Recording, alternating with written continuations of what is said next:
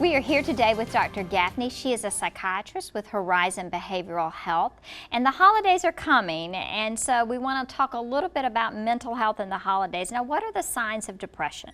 Signs of depression can be persistent sadness, isolation of yourself from others, feeling hopeless, feeling helpless, lack of concentration and focus, inability to eat or you eat too much, you sleeping less or not as well, or you sleep too much.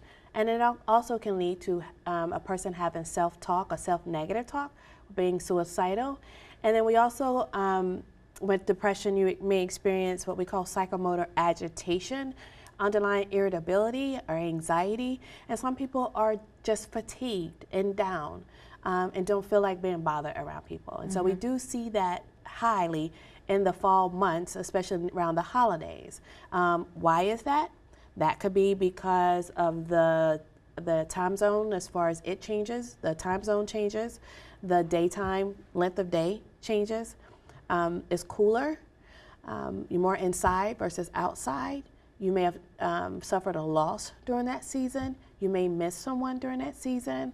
You may not have the financial means to be able to provide for your loved ones like you want during that time. So we do see it very often where we have happy holidays that are a little bit more down than they should be. Okay, well that's good to know then that it is possible to experience that more during the holidays. Now there's been a lot of talk about depression and things that we want to learn more about it. Is it something that you can inherit?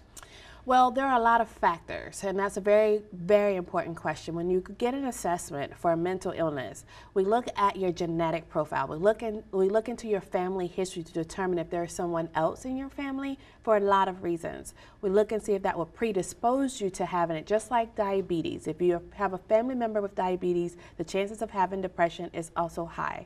Why? Because you have the same genetic makeup. Your ability to handle certain stress levels may also be the same as your mother's or your father's. If your mother or your father's on a medicine, you may do well on that medicine just as well as they would because you have the same genetic makeup. There are other factors we take into consideration: external, job, friends, relationships, finances, and internal, just your ability to manage the stress. And stress can be defined, individualized.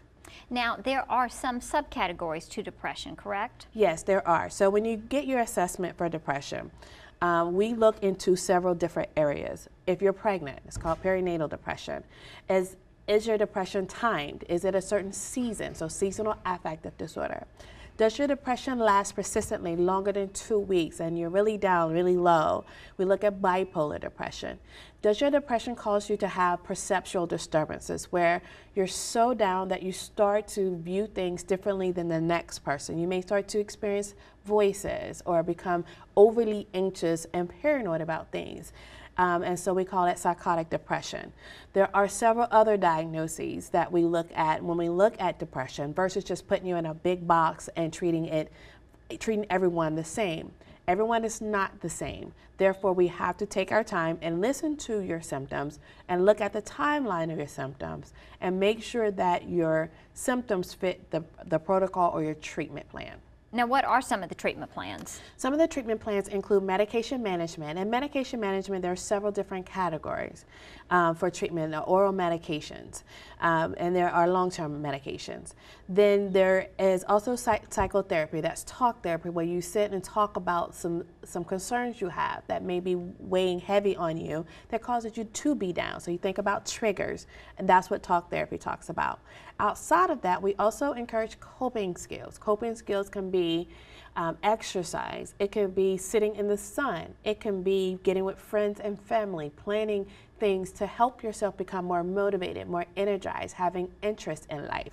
One of the symptoms of depression is not having an interest in life, and things that you used to do, you don't do anymore. So we look at your community, your church, your friends, your arts and creativity.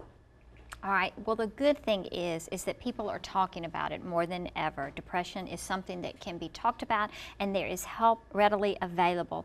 If you have symptoms of depression or have someone in your family who you feel might be depressed, you can reach out to Horizons Behavioral Health or to your general practitioner. The important thing is to have a conversation about your mental health.